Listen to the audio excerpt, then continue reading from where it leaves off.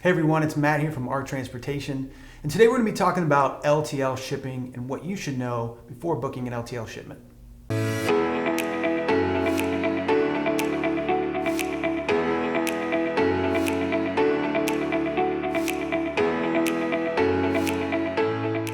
Now, LTL stands for Less Than Truckload, and this simply means that the freight that you're trying to move isn't going to take up a full 53-foot trailer, which would be a full truckload, hence the LTL, or less than a full truckload.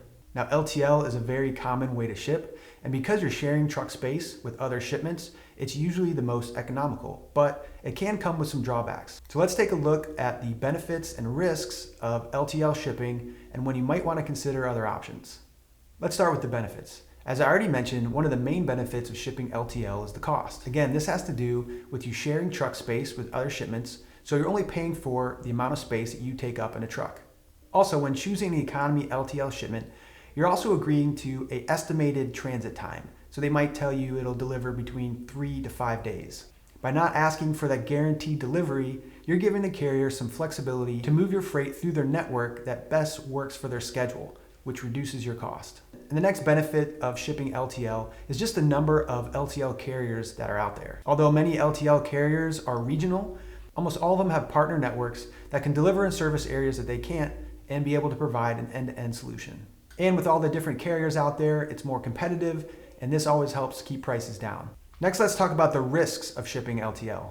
So most of the risks from shipping LTL have to do with how your freight is moved. Like I mentioned before, when shipping LTL, your freight shares truck space with other shipments and each have their own delivery destination. That means your freight can move through multiple distribution centers before it's loaded on a truck for final delivery. With your freight moving from truck to warehouse, then warehouse to truck, and this potentially happening multiple times, it increases the amount of handling for your freight.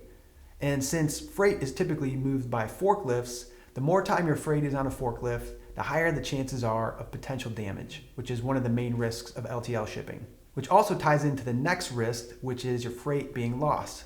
Because you have these distribution centers where there's such a high volume of pieces of freight coming in and out of, there are times where freight can get lost in the shuffle or even get loaded on the wrong truck, sent out for delivery to a destination never to return. Although carriers do their best to try to track down misrouted freight, there are times where they come up empty-handed.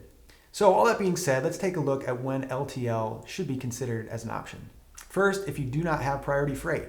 If you're okay with your freight delivering within a window of time, then LTL might be a great choice. Also, if you have freight that you're just not worried about being damaged, then LTL can be a great option. Now, on the flip side of that, if your freight is urgent or it's of high value, you might want to consider other shipping modes before you book an LTL shipment. Something that would be more direct and have less handling. For example, air freight or even dedicated van or truck. So now that you know some of the benefits and risks of an LTL service, hopefully you'll consider these before booking your next LTL shipment.